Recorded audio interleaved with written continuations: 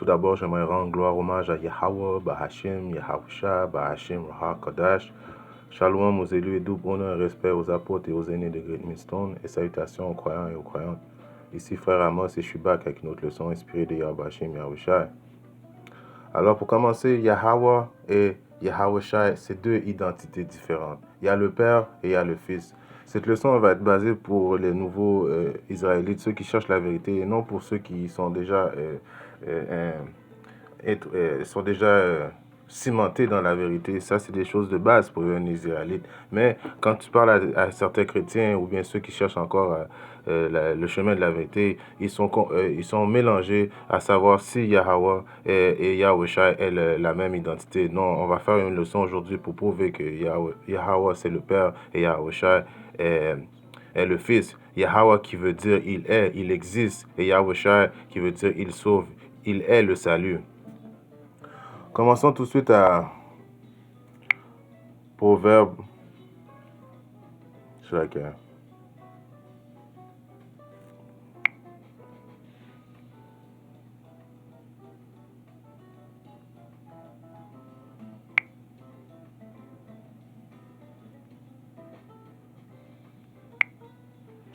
Proverbe 30 et 4, il est écrit « Qui est monté au ciel ou est descendu ?» Alors, qui est monté et qui a descendu? C'est Yahusha, le Fils. Car Yahusha est le premier esprit que le Père a créé. C'est son fils, c'est son premier fils qu'il a créé de ses propres mains. Qui a recueilli le vent dans ses poings? Qui a délimité les eaux dans un vêtement? Qui a établi tous les bouts de la terre? Quel est son nom et quel est le nom de son fils, si tu peux le dire? Alors tout de suite là, on peut voir qu'il y a une séparation entre le fils et le père. Chose que les chrétiens enseignent au monde que c'est la même identité. Parce que qu'est-ce qui arrive avec le monde qui sont des soi-disant dits chrétiens? Ils n'aiment pas lire pour eux autres mêmes. Parce que c'était quand même une leçon assez simple à comprendre si premièrement, si tu as l'Esprit Saint qui est avec toi, et puis deuxièmement, si tu prends le temps de lire toi-même et de prendre les informations et de comprendre, et puis de faire la définition des mots, et puis chercher à comprendre, lire toi-même, et non laisser le monde lire pour toi, et puis bon, c'est des choses que, de base, comme je vous dis, même à Great Millstone, commençant par les apôtres de Great Millstone, ils nous disent toujours de lire nous autres-mêmes et d'aller chercher nos informations de nous-mêmes. Et non laisser le monde, comme les soi-disant dits pasteurs des églises catholiques, vous dicter qu'est-ce qu'il y en est. Continuons.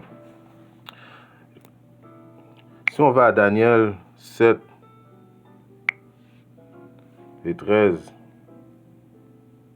je vis dans ces visions de la nuit, et voici venant un comme le Fils d'homme, avec les nuages du ciel, et vint jusqu'à l'ancien des jours, et ils le firent approcher de lui. Bon, commençons par, dans cette vision,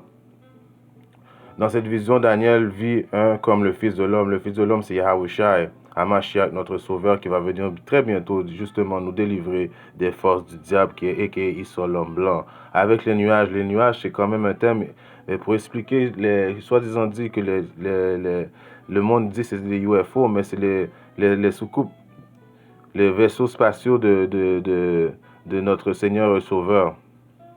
Les nuages du ciel, et vint jusqu'à l'ancien des jours, et ils firent approcher de lui. L'ancien des jours, c'est le Père Yahweh, parce que Yahweh, il n'y a pas de date de naissance, il a toujours existé, il est exclu du temps, il a toujours été là, il ne fait pas partie du temps, il n'a pas de commencement et puis il n'a pas de fin.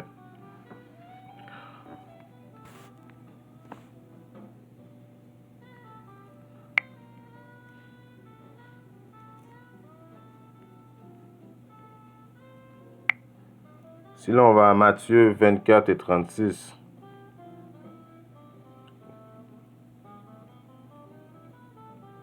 Mais quant à ce jour et à l'heure, aucun homme ne le sait, non pas même les anges du ciel, mais mon Père seulement. Alors, quel est ce jour? Ça, c'est le jour du jugement où ce que et je veux dire, Yahweh va venir descendre et puis, comme je vous dis, nous libérer et de Esau et que le diable, ceux qui auront remporté cette victoire-là jusqu'à la fin, les optimistes élus. Nous aimons tous faire partie de ce numéro de ce chiffre majestueux. C'est pour ça que nous faisons ces leçons. Nous enseignons aux brebis, nous prophétisons. C'est pour justement à ce grand jour que nous soyons sauvés, si Dieu le veut. Come on, man. Vous voyez déjà que si le chrétien prenait juste le temps, quand je dis le chrétien, parce que je vise le soi-disant chrétien qui est encore endormi, endoctriné dans cette, euh, dans cette foutaise de religion qui est israélite, que si jamais il entend ce message-là, il pourrait peut-être revenir et honorer notre Seigneur et Sauveur de la façon qui est supposée d'être. Je continue à Matthieu.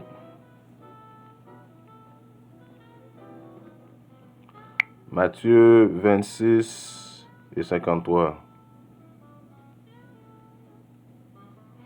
Penses-tu que je ne puisse pas maintenant prier mon Père? Alors, quand que Yahweh était parmi nous, parmi les êtres humains, il y a à peu près 2000 ans, il priait constamment à son Père. Est-ce qu'il priait à lui-même? Non, il priait au Père, au Créateur Yahweh.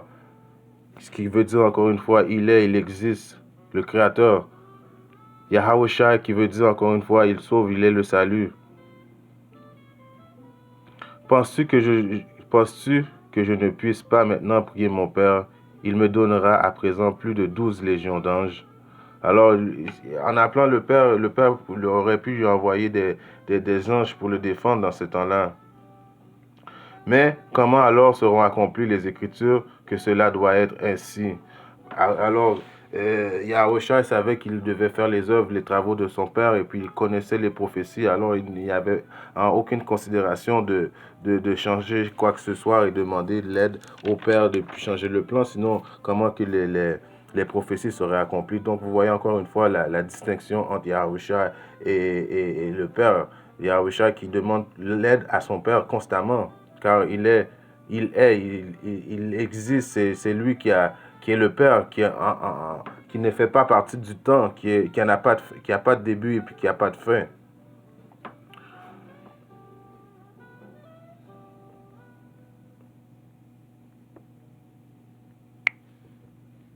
Luc 18, 19. Et Yahweh lui dit, pourquoi m'appelles-tu bon? Personne n'est bon, sauf un, c'est-à-dire Yahweh, Dieu. Alors encore une fois, la distinction comme encore, il dit, personne n'est bon à part un seul, et puis c'est mon Père, Yahweh. Quand on dit Yahweh, c'est le nom, l'ancien nom, le vrai nom que Moïse a eu en hébreu, la langue de nos ancêtres, et non Jéhovah, et non toutes les foutaises de noms que le monde essaie de donner. Le nom de notre Père, c'est Yahweh. Et le nom de notre Sauveur, c'est Yahushua HaMashiach. Jésus, la lettre J n'existait même pas dans cette époque-là. Les chrétiens ont tellement endoctriné le monde dans leur foutaise. Mais en même temps, je comprends que c'est la volonté du Père qui a voulu ça ainsi, parce que c'est pas tout le monde qui va avoir la bénédiction d'être sauvé dans le temps du jugement. Donc, il y en a qui devaient se faire mélanger un peu pour que le Père et le Fils les jugent correctement comme qu'il se doit. Jean 10 et 29. Mon Père, il a dit mon Père, il n'a pas dit moi. Mon Père qui me les a donnés est plus grand que tous, et aucun homme n'est capable de les ravir de la main de mon Père. Moi et mon Père, nous sommes un. Quand vous voyez, ça c'est un passage que les chrétiens vont toujours dire, ah, vous voyez, ils sont un. Non, ils sont un dans la même pensée, ils pensent de la même façon. C'est ça que ça veut dire. Et puis quand je reviens à 29, mon Père qui me les a donnés quoi? C'est les élus, les optimistes élus qui vont avoir la bénédiction d'avoir le salut. Personne ne peut les arracher du Père. Alors les élus ne peuvent pas se faire tromper en quoi que ce soit. continuer.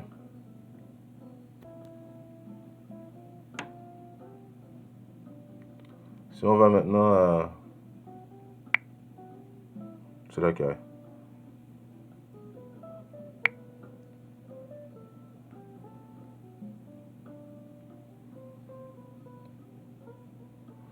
À Jean 12 et 49, il est écrit, « Car je n'ai pas parlé de moi-même, mais le Père qui m'a envoyé. » I repeat, « Car je n'ai pas parlé de moi-même, mais le Père qui m'a envoyé. » Alors, le Père a envoyé notre Seigneur et Sauveur Yahushua, le roi des rois, qui m'a envoyé, m'a donné un commandement, ce que je devais dire et de quoi je devais parler. Alors, vous voyez, le Père lui a donné des commandements de quoi dire et de quoi parler. Donc, Yahushua Mashiach fait les travaux que le Père a demandé et non de sa propre volonté. Moi, je vais aller à Jean 14 et 6. Yahushua lui dit, « Je suis le chemin, la vérité, la vie. Aucun homme ne vient vers le Père que par moi. » Alors, Yahushua, qui son nom justement veut dire je suis le salut, je délivre. Il sauve et il est le salut, il délivre. Alors, vous voyez encore une fois, personne ne peut aller au Père à part par Yahushua. Si vous m'aviez connu, vous auriez connu mon Père. Et désormais, vous le connaissez et vous l'avez vu. Ça, c'est tellement que la ressemblance est frappante entre c'est identique. Si je continue, Philippe lui dit, Seigneur, Yahushua, montre-nous le Père, Yahweh, et cela nous suffit. Yahushua lui dit, ai-je été si longtemps avec vous, et cependant tu ne m'as pas connu, Philippe? Celui qui m'a vu a vu le Père. Et comment dis-tu alors, montre-nous le Père? Parce que tu vas aller voir à Daniel, on va aller voir Daniel, juste pour prouver ce point. Que si tu as vu le Fils, tu as vu... Si tu as vu le Fils, tu as vu le Père aussi. Si on regarde à Daniel 7 et 9, je contemplais jusqu'à ce que les trônes soient renversés et que l'ancien des jours soit assis. Alors le Père, Daniel a vu une vision du Père qui est assis sur son trône, duquel les vêtements étaient blancs comme la neige et les cheveux de sa tête étaient comme de la laine pure. Alors encore, strike pour les soi-disant dits chrétiens qui ont parce qu'ils sont tellement diaboliques, ils ont fait notre Seigneur, notre Créateur et le Père et notre Sauveur avoir la lèpre. Ils l'ont rendu blanc en changeant l'image de notre Créateur et du Fils en le mettant en blanc. Ça, c'est une maladie dans la Bible, c'est d'avoir la lèpre. Donc ça, c'est encore un strike pour eux autres. Je contemplais jusqu'à ce que le trône soit renversé et que l'ancien des jours soit assis, duquel le vêtement était blanc comme la neige et les cheveux de sa tête étaient comme de la laine pure. Son trône était comme des flammes de feu et ses roues comme un feu ardent.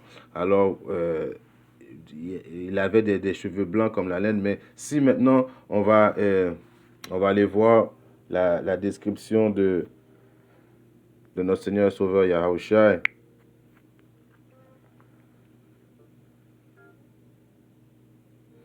Et au milieu de cette chandelle, quelqu'un semblable au Fils de l'homme, vêtu d'un vêtement descendant jusqu'aux pieds et ayant la poitrine ceinture d'une ceinture ayant à la poitrine ceinte d'une ceinture d'or.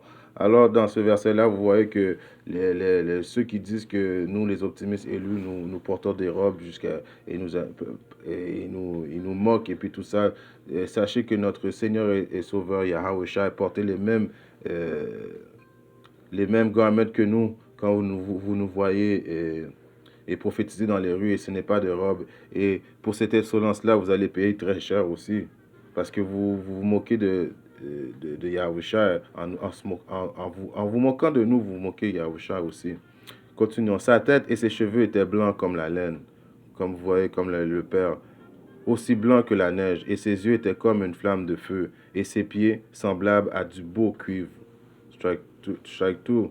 Cuivre, c'est quelle couleur? C'est une couleur basonnée, une couleur genre brun, comme s'il brûlait dans une fournaise. Alors, prenez du cuivre et faites-le brûler dans une fournaise, vous allez voir à quoi ça ressemble. Donc, notre Seigneur et Sauveur était d'une complexion très assez foncée. Et sa voix comme le bruit de beaucoup d'eau. Alors, il avait une assez grosse voix, comme un homme, quoi, un vrai homme.